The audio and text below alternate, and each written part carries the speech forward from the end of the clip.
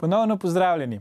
Z nami sta še vedno magister Ivan Simič in magister Sebastijan Jeretič, pogovarjamo pa se o amaterizmu v slovenskem športu.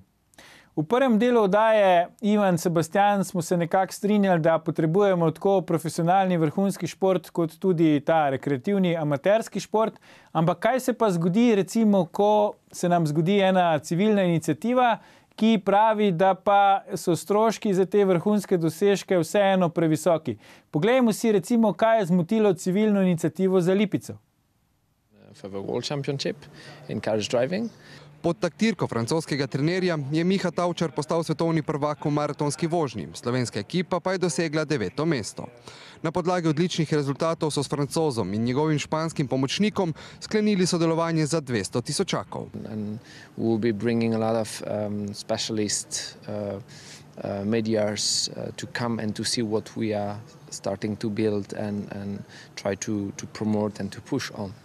Njegove povezave v tujini, ki bi lahko prinesle večjo prepoznavnost Kobilarne Lipica, način dela ter rezultati niso prepričali civilne iniciative za Lipico.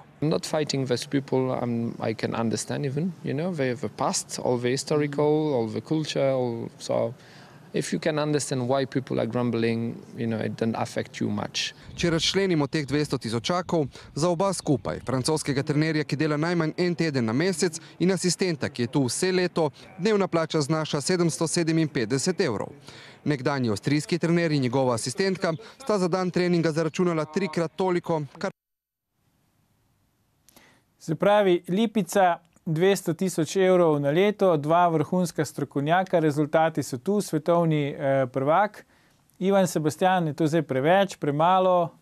Jaz mislim, da je to ta naša provincialnost, oprosti. Ja, Ivan, Ljuš, če se spomniš, ko smo pred časom z Bernardom komentirali dogajanje v Filharmoniji, ja, mislim, da je tle podoben vzorec. Ne? Tudi tam je Bernard lepo razložil, če si zastaviš ambicijo, da prideš na nek evropski svetovni zemljevid, moraš seveda vložiti v ustreznega človeka in mislim, da je enak primer tukaj v Lipici. Lipica je nek naš zaklad, ki ga moramo spolirati in postaviti na svetovni zemljevid in teh 200 tisoč evrov se povrnejo zelo hitro skozi turizem.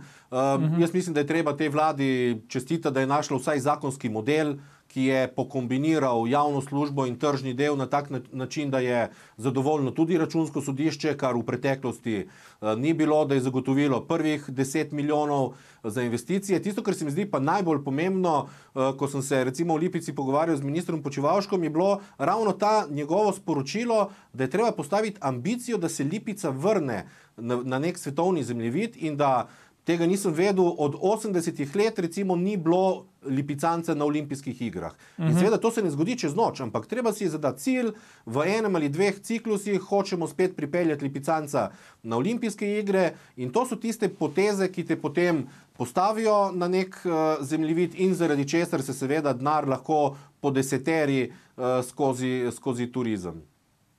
Ok, Ivan, kaj ti misliš? Ne, jaz prvo, ko slišim 200 tisoč, je to neto, je bruto. Ne? Če je to bruto 200 tisoč, bo najmanj tretjina do ene polovice ostala tako kot v Sloveniji preko davkov in prispevkov. Drugo pa, če želimo rezultat, vsaka zadeva stane, pač je zelo lepo, da se ve odkrito, koliko je to številka, ve se, koliko bo kdo dobil in zadeva zaključena. In če se nekdo odloči, da želi nekaj doseči, potem se mora ta cena, ki je na trgu, tudi plačati. Kolikor sem slišal, ko sem ujel v prejšnjem prispevku na koncu, da sta avstrijska stala 3-krat. Ja, no, a ni to zanimivo, da prejšnja 2 sta stala več, nista imela takih rezultatov, pa nista zmotila civilne iniciative za Lipico. Kako to komentiraš? To težko komentiram zaradi tega, ker veš, kako je civilno inicijativo zmer nekdo sestavi in jo požene in ji potem servira določene informacije, ki jo potem normalno zagrabijo in grejo z njimi naprej. Torej, ne vem, kako je civilna inicijativa nastala, kdo je bil njen iniciator, kakšne informacije je pač ostalim podelil, ampak če je to res, da so ona 2 bila prej 3-krat dražja, pa ni bilo nobenega uspeha, ta sedaj pa stane pač 3-krat manj in se uspehi že pojavljajo, potem je ni nobene logike in včasih se moramo odločiti, riskirati, da nekaj narediti. To je tako, ko poslušamo v nogometu, koliko stane selektor. Selektor toliko stane, koliko si zasluži.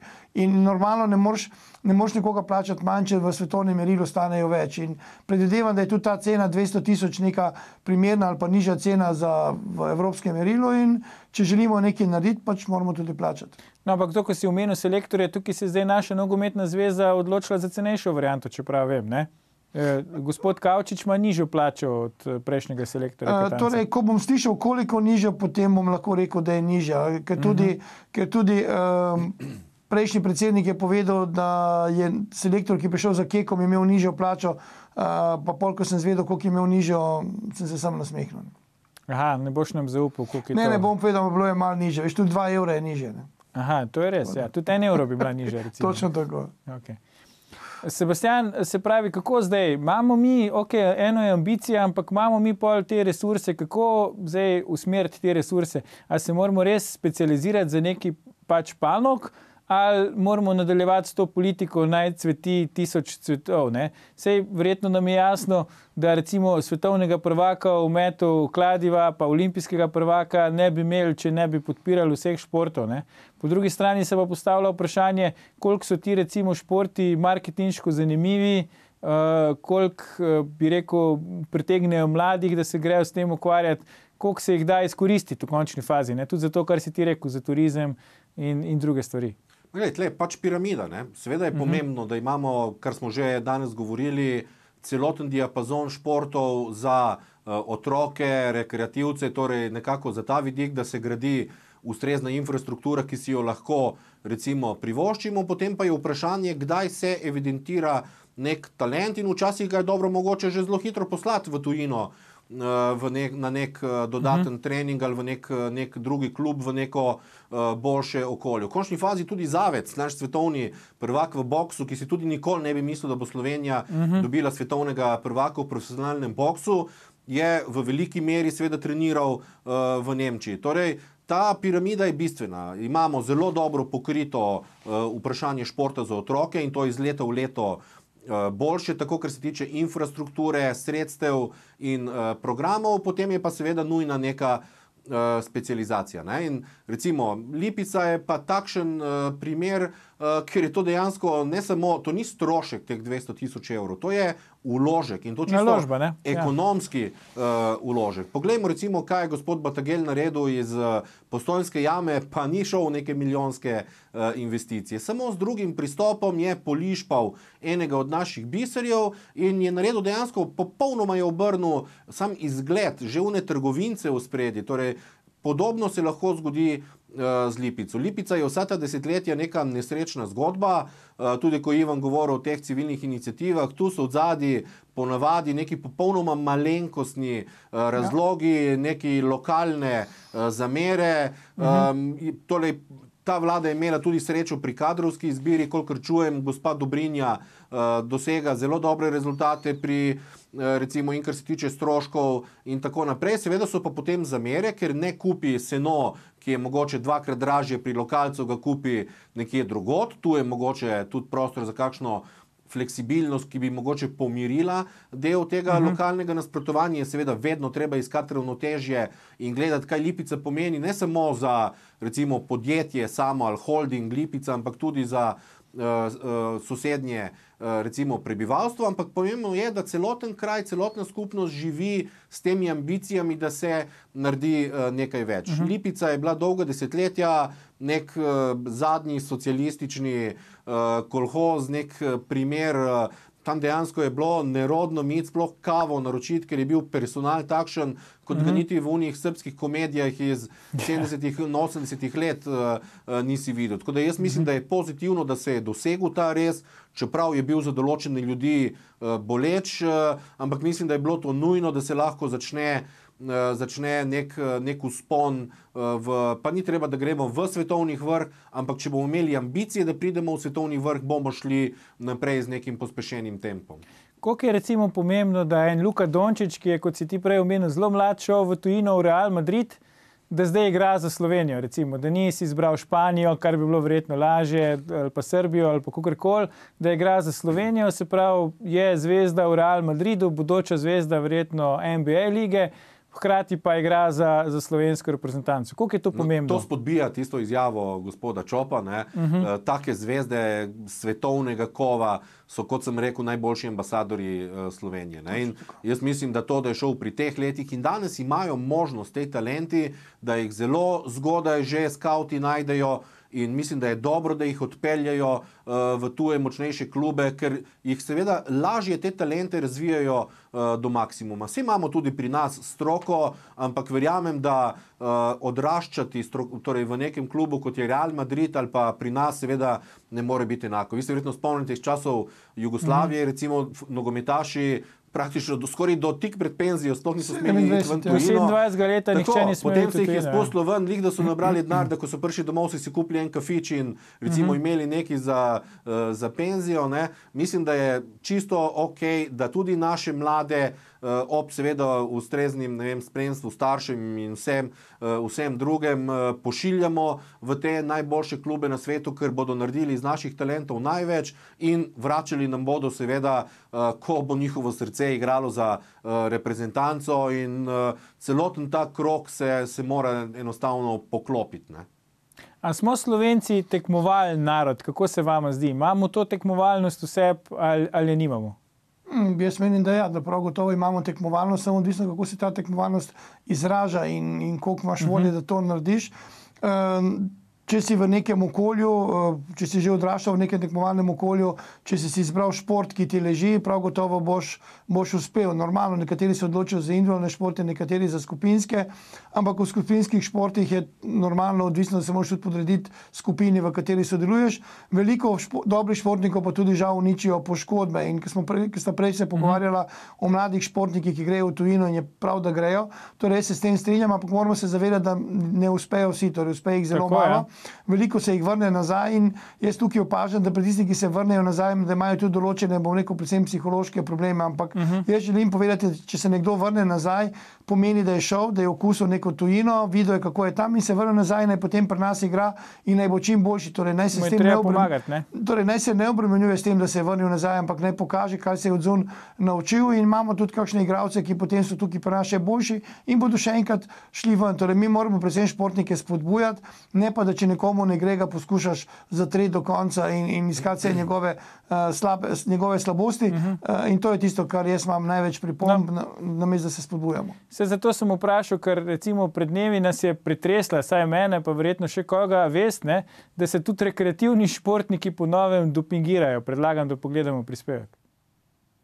Kriminalistična preiskava dopinške afere v Mariboru pa se nadaljuje. Zaposleni v Univerzitetnem kliničnem centru naj bi namreč kradel različna zdravila in jih domnevno preprodajal mariborskim rekreativnim športnikom.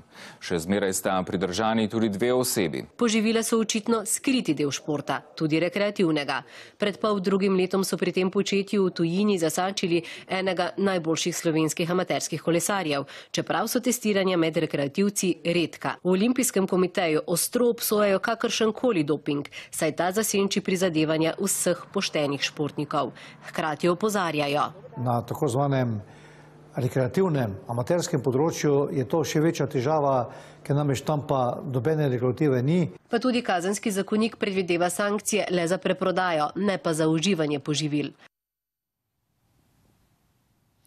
Ja, zdaj, ni to nek anahronizem, Ivan Sebastian, mislim, doping pri rekreativnih športnikih, kaj to pomeni? Se pravi, da bom soseda premagal na maratonu Franja ali kako?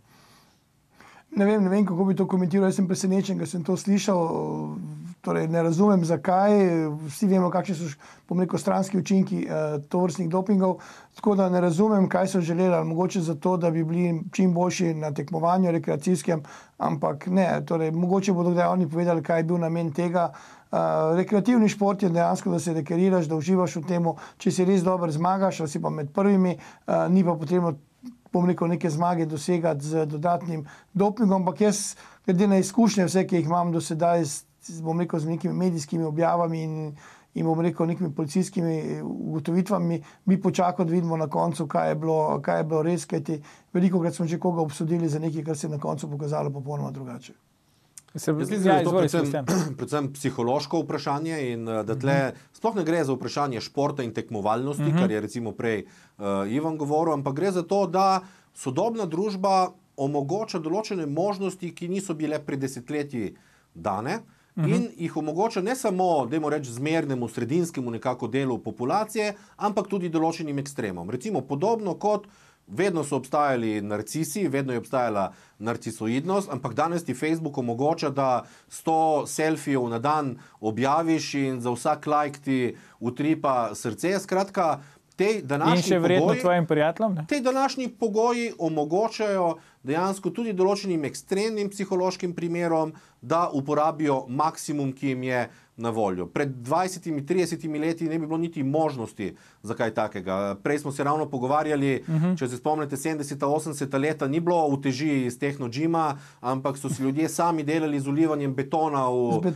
tiste kumarične konzerve in kante za kumare. Ja. Danes je pa ta sofisticiran svet seveda omogočil, da eni ljudje normalno uživajo, da trenirajo, recimo, da si lahko privoščijo danes profesionalnega trenerja, ne da bi bili hollywoodske dive, kot recimo včasih nekateri so pa ta ekstrem preprosto odnesli do konca. Jaz mislim, da tudi ti pojavi, recimo dopinga med rekreativci, ne verjamem izjavam, da je to večina rekreativcev to uživa. Jaz mislim, da so tudi to verjetno marginalni primeri, mogoče v določenih športih, kot je, ne vem, bodybuilding, je seveda malo več steroidov, tudi če ne tekmujejo kaki ljudje in je to spet neko psihološko vprašanje.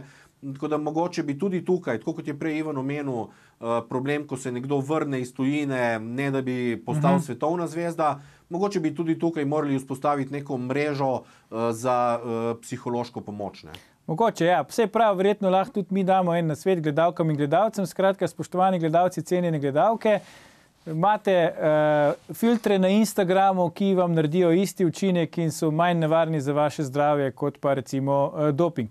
Ivan, Sebastian, najlepša hvala za danes. Po oglasih pa vam bomo pokazali, zakaj Angleži ne sodijo na svetovnem prvenstvu.